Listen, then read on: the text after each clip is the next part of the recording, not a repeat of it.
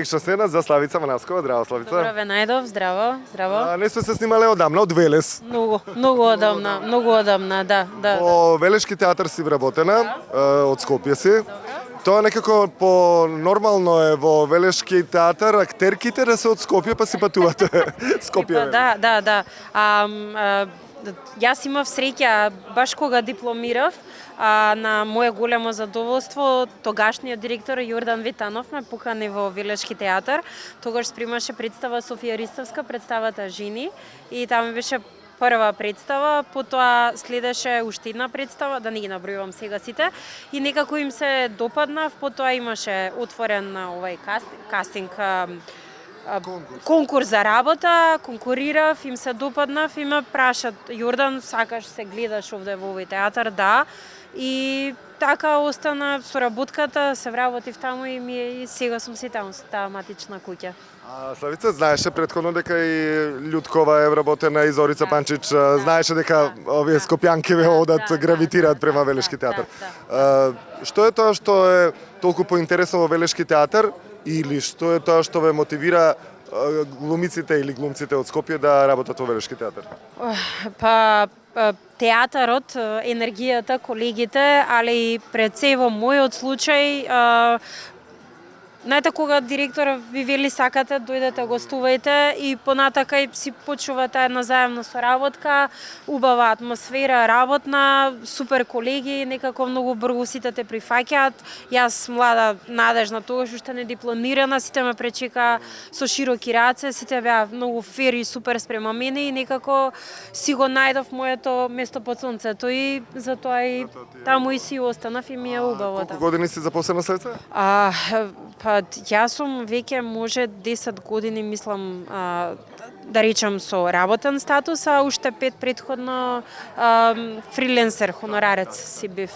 Скоро 15 години сум во Велешки театар. Славица е убав пример за младите генерации, за новите глумици и глумци воопшто, кои што во Скопје чекаат со години да бидат запослени, затоа што многу малку имаат услови, а многу глумци има кои што се незапослени во моментот, да појдат во внатрешноста и да си работат, затоа што можеби поубаво е да се почне или да се остане во внатрешноста, затоа што добивате улоги нон-стоп.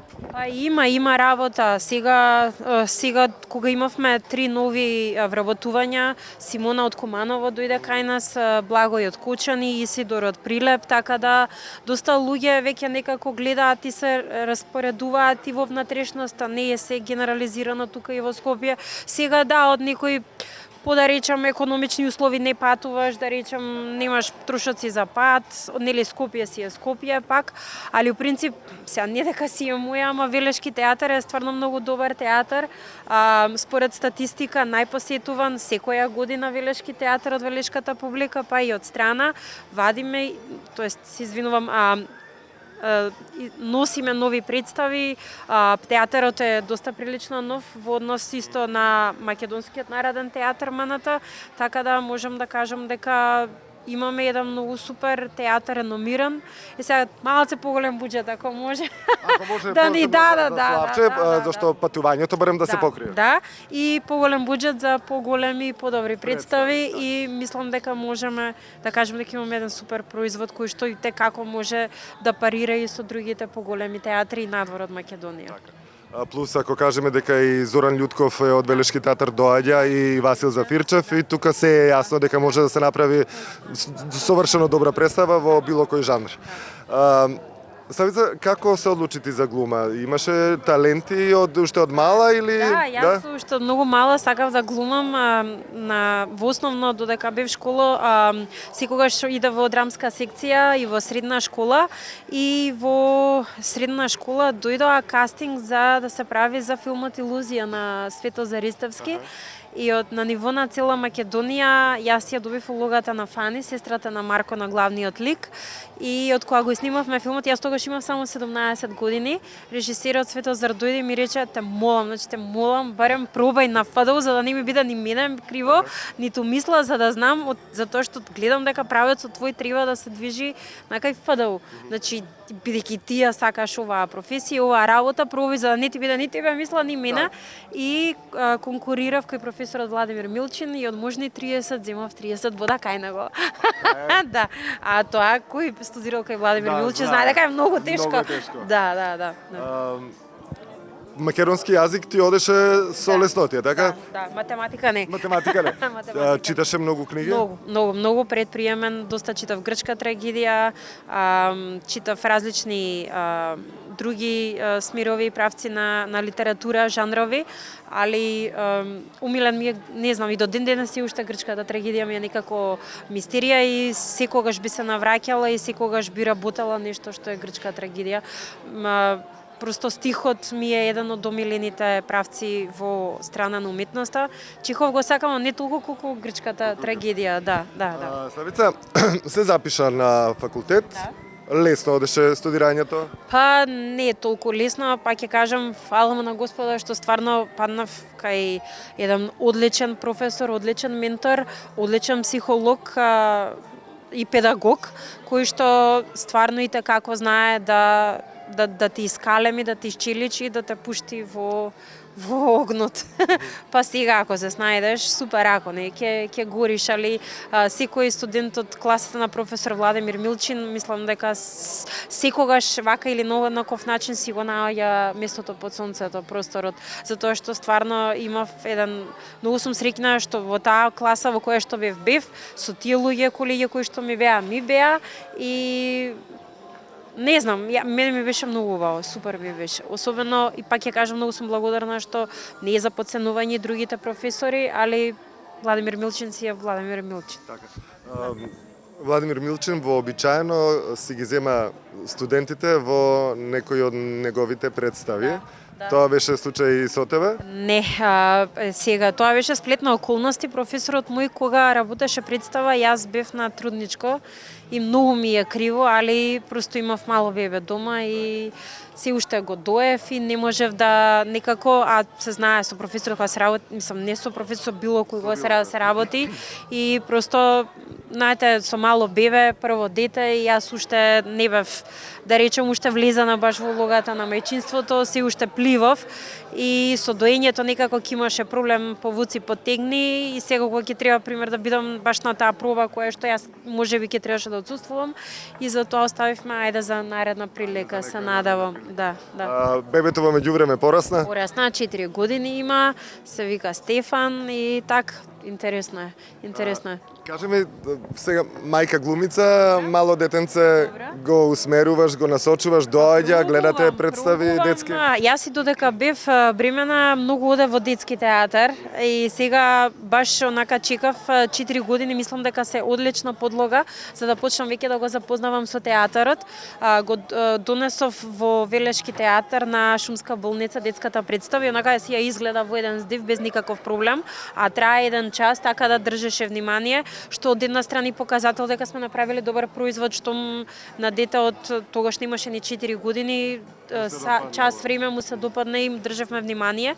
И сега ќе гледам, тоест ќе форсирам дури и повеќе да пробам уште малце повеќе да го задојам со театарот, да чита, да гледа, просто да го сознава театарот. Мислам дека е добро. Но не сметам дека ќе биде глумец. Да, ќе видиме. Да, ќе видиме. Кажи ми што се случува со филмот. Ти на 17 години беше, да речам, една од главните улоги. Да. После тоа што се случува? Од тоа стагнација. Тоа како кај Диме Илиев. Да. Знаеш, Диме Илиев со Исправи се Делфина. Најпознат актер во Југославија. После тоа стагнација и Диме вика како проколнато нешто и викам чекај да видам исто можеби кај Славица. Но повторно ќе се врати. Дај Боже, јас многу сум ти благодарна доколку ќе биде, ако биде така. Некако сум малци разочарана наискрено во однос на кастинзите како се одвиваат во нашава земја. Некако све е повеќе на преку пријателска база. Многу пати ми се случува и сум стварно навистина лута на таа тема, затоа што многу пати се случува во весник или на телевизија да кажат падна прва клапа на тој филм или таа серија, а ти воопште поима немаш дека имало кастинг и затоа сметам дека малце дали кастинг директорите, дали режисерите, мислам дека малце поотворени треба да направат затоа што најодговорно тврдам дека сме многу голема фела со многу луѓе кои што и како може да дадат, ама некако не доаѓаме до израз, немаме простор за да да добиеме и ние улога во однос на тие кои што константно добиваат. Дајте ни шанса.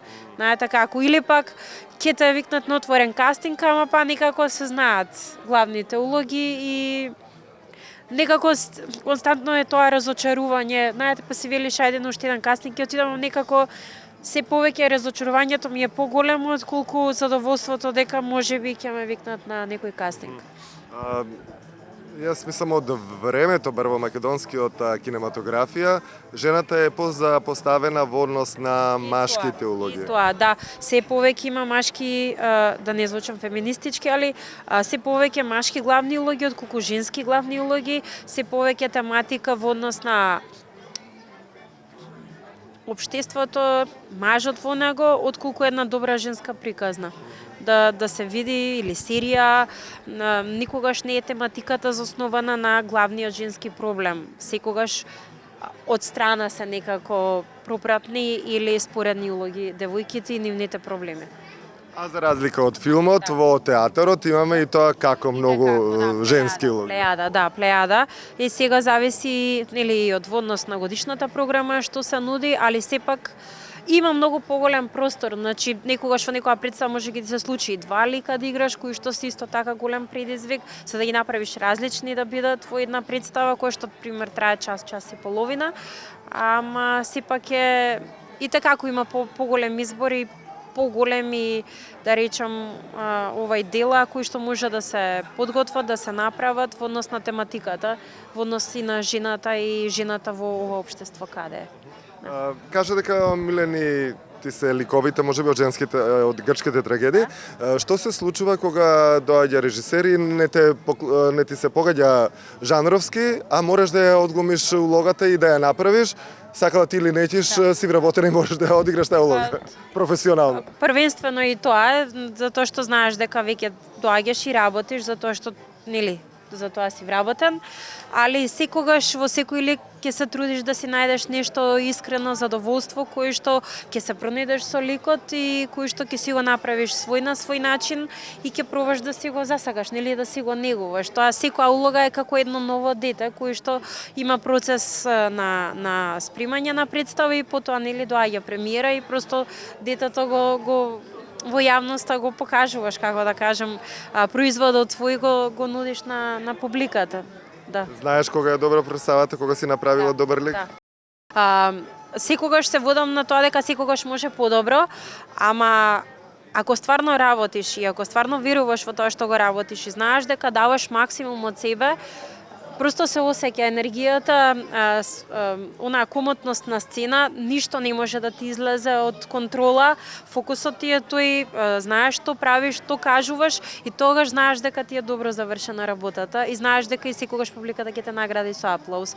Мислам, тоа е најголемата награда и потврда што може еден актер да си ја добие за добро завршената работа, тоа е аплаузот на отворена сцена особено, без разлика дали се работи комедија или трагедија, публиката секогаш знае да види добро сработената работа и да те награди секогаш. Славица, ти си во брак, кажи ми за глумиците кога сте млади. Тешко ли е да ви се приоѓа затоа што се глумици? Мажите се плашат од глумици во Македонија.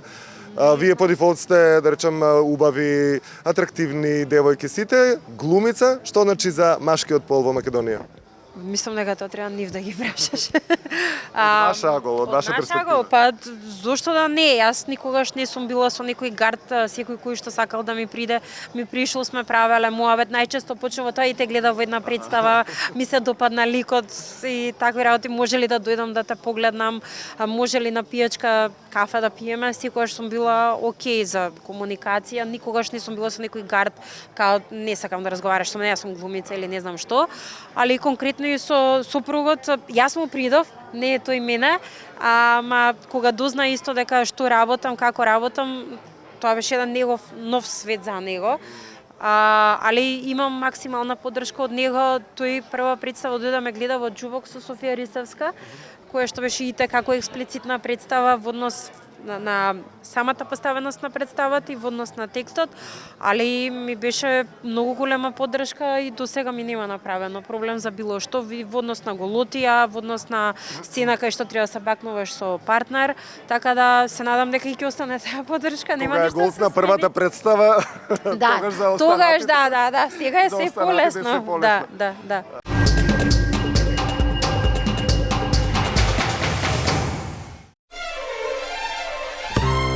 I'm sorry, so sorry.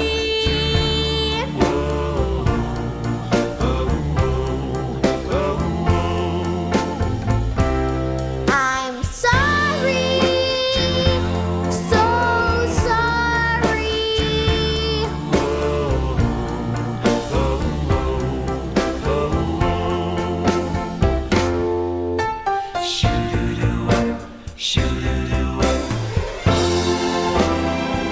Сори е повеќе од збор.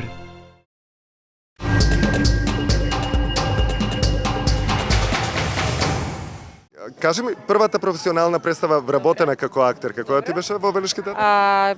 Првата ми беше детска представа, тоа беше Принцезата и гускара, тоа беше куклена представа и тоа беше едно многу убаво, одлично искуство за мене пред се како актер, затоа што тогаш прв пат се запознав, да речем, со тој занает, затоа што и како не е лесен, затоа што константно мораш куклата да одржуваш жива со конците и ако имаш едно правило, ако главата вака ја оставиш, тоа значи дека е мртва кукла и константно мораш да се трудиш да бидеш жива, во истиот тој момент треба да дадеш и глас, треба да дадеш карактер, треба да дадеш биографија на ликот и тоа беше едно многу убаво искуство за мене кое што некако мислам дека треба се почесто да го има. Интересен предизвик за било кој актер, наискрено. Онака баш борба сам со себе и ако ја добиеш, супер е чувството. Првата представа најмногу се памти?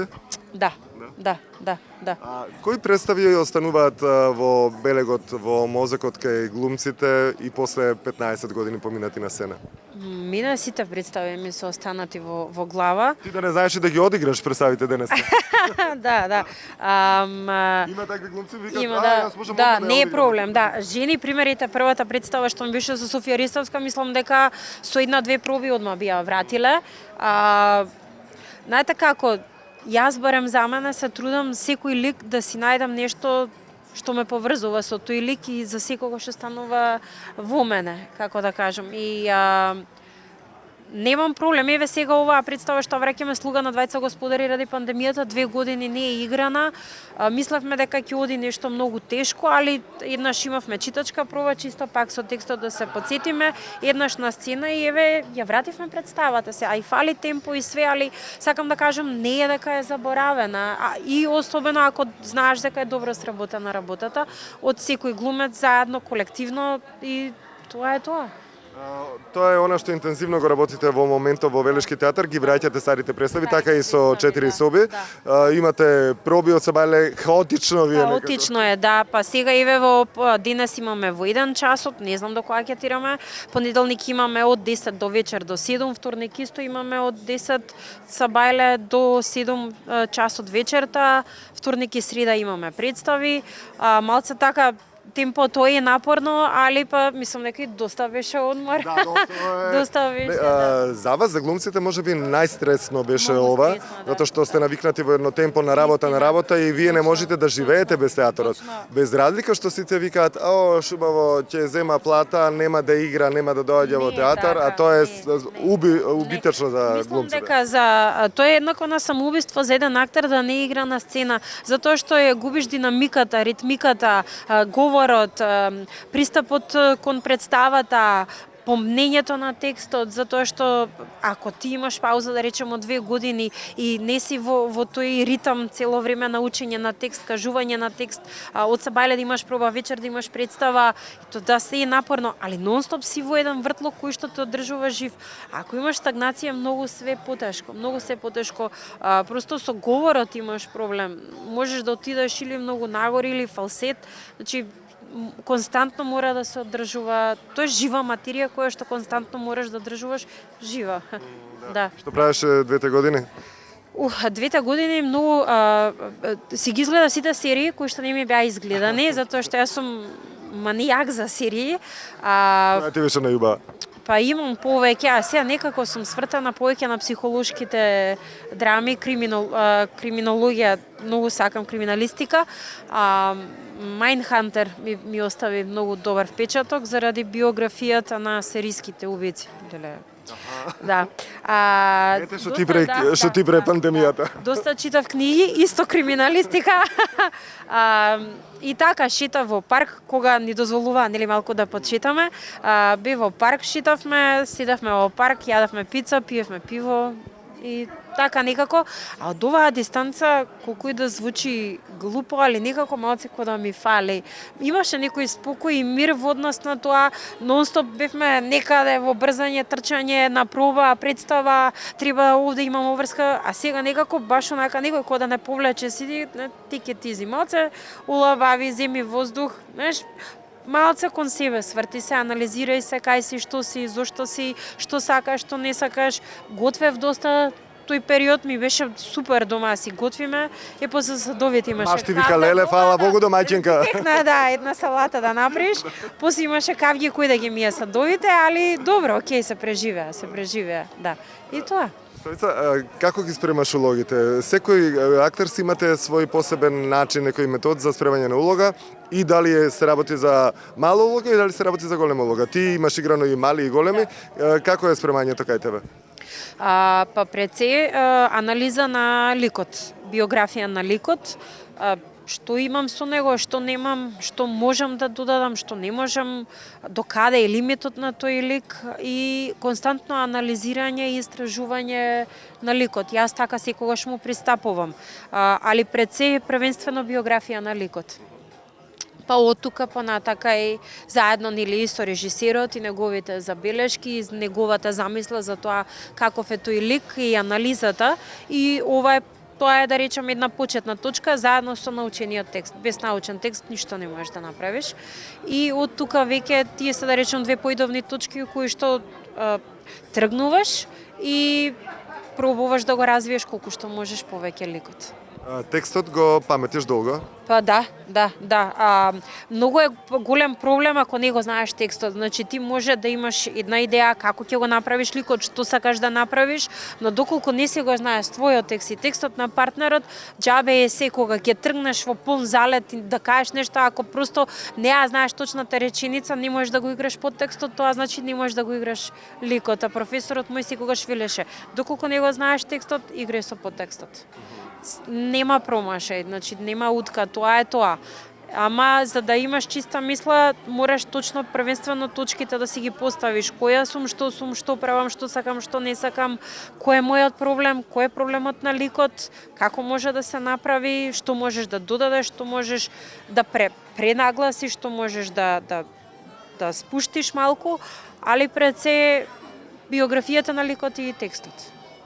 Ти доаѓало некогаш импровизација да направиш? Да, али пак ќе кажам, таа импровизација многу пати доаѓа и од не е доволно научен текст и се пробуваш нешто да кажеш, слично, демек тоа е подтекстот, едната реченица можеш со еден збор да решиш, а ти збориш уште верглаш, да, и имаш кочница и нема, тоа е, али у принцип некогаш се случува па и во однос на, како се вели тоа, блокада да имаш, да сакаш нешто премногу да направиш, а не можеш, просто имаш некоја блокада која што не ти доаѓа.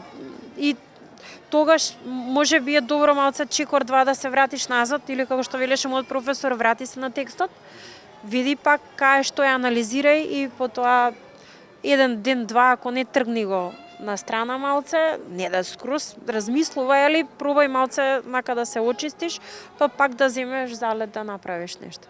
Некои актери кога ќе ги прашам викаат јас него не слушам суфлерот, воопшто не размислувам дека постои суфлер, а некои па викаат јас тука ми е суфлерот и одма знам што треба да ми помогне. До ден денес не знам да играм со суфлер, има колеги кои што одлично тоа го прават и се маестрални. Не знам да играм со суфлер. Еднаш за старицата од Калкута, исто представа на Софија Ристевска, не знам што ми се случи, просто избегав со концентрацијата, се блокирав и не го знаев. Просто не ми доаѓа текстот. И знам дека само така кренав главата и во правец ми беше суфлерот, кој што се ми го кажува текстот, ми ја кажува репликата, ама просто не доаѓа до просто блокада ми се случи и значи мислам дека сите разбраа дека ја не го знам текстот, ми се случи нешто. И колегите тука, ако е добро, нели пак ќе кажам, изиграна представата, сме сите како се вели тоа, воиграни, ме извадија, а сакаше да кажеш дека и некако, да, сакав да кажам, и некако се извадивме. И потоа викам, не, нема врска, не разбрам, да разбри, да не, ето тоа е блокада ми се случи, се суфлерот ми кажува репликата, не можам, не доаѓа до мене, така да не знам да играм. Ако не го знам текстот, не го знам, седнувам, го учам и така работам, а највеќе го учам со мизансцен. Тогаш знам дека ми е 100% научен, ако знам дека, пример, треба да станам од столицава, да дојдам в другото столче да речам да, добра, и така си го знам текстот, по мизансцен, најубаво. Така. Ставица, имаш вака топ 3 улоги или представи кои што вака одма можеш да ги одиграш уште денеска или кои што ќе ти останат и за после 10 години да кажеш овие ми беа тие 3 улоги што ги сакав многу. Електра, сега ми ја даде Ненад Витанов, многу сум му благодарна. За Стобис примавме Орестија, јас ја играв Електра, грчка трагедија. Со грците тука сум, што да правам. А немам грчки корени. Ама ако подкопаш подлабоко? Може би, не знам. Електра, мислам дека секогаш и мислам дека таму можеш многу и 10 години играш да ја надградуваш. Софија Ристовска, жени, там е првата професионална представа која што секогаш ќе ми остане многу драга представа. И не знам. Ти немаш две, значи имаш. Две имам, ете. Па види Може би третата сега. Третата до прва ќе дојде, да. Кажи ми, се знаеш што ќе се спрема оваа година? Па се уште не, мислам дека чекаме програмата да излезе, па да видиме, имаше некои претумбации, ова ќе се игра, тоа ќе се игра, али конкретно да не ширам дезинформации, подобро да почекаме официјалното соопштение кој се па да се каже со што играме оваа година. Ова лето каде ќе одиш? Фамилиарно? Фамилиарно не знам ништо. Со работата ќе видиме, минатата година ете имавме план, излезе Стоби, цело лето ни се зима, секој 3 месеца по 12 часа на проба бевме, така да беше многу напорно, многу интензивни проби. Така да не знам, не планираме ништо. Да, многу глумци кои ќе ги прашам за ова, тие какво планирање, тоа чека имаме до 5 до 12. Баш така, особено па ако се работи да речеме и во слуга во двајца господи сме 12 луѓе, значи секој има нели приватен живот кој што си има и други плюс обврски и просто некогаш е многу тешко да договориш термин за проба или за представа, па камоли за да речем од сега за лето ова, али ако излезе сигурно би оделе некаде. Да. Ти благодарам многу што ми беше дел од магична сцена. Уживам кога те гледам на сцена, Јуба, уживам кога си разговараме, вака имаме што да се кажеме, ние може да останеме уште 2 дена да зборуваме. Иако не начавме воопшто тема за подробно некоја представа, но за наредна прилика еве оставаме за некоја нова улога, некоја голема грандиозна улога. Од грчката трагедија нека биде, па ќе направиме едно многу поубаво интервју од ова денешното. Јас исто многу сакам да ти се заблагодарам затоа што ти си единствениот човек кој што стварно секогаш на негова нас глумците, секогаш ни даваш простор во етерот, секогаш си многу расположен за нас и за соработка и тоа е реткост во Македонија. Мислам дека си единствениот човек кој што секогаш се труди нешто да направи, да не поддржи и јас сум ти многу благодарна и кога и да ме повикаш, секогаш ќе бидам отворена тука за тебе. Малце се испофаливме, али сепак ти благодарам многу, стварно ти благодарам. Одете во Велешки театар да ја гледате. Дојдете, да. Поздрав. Чао. Поздрав, чао.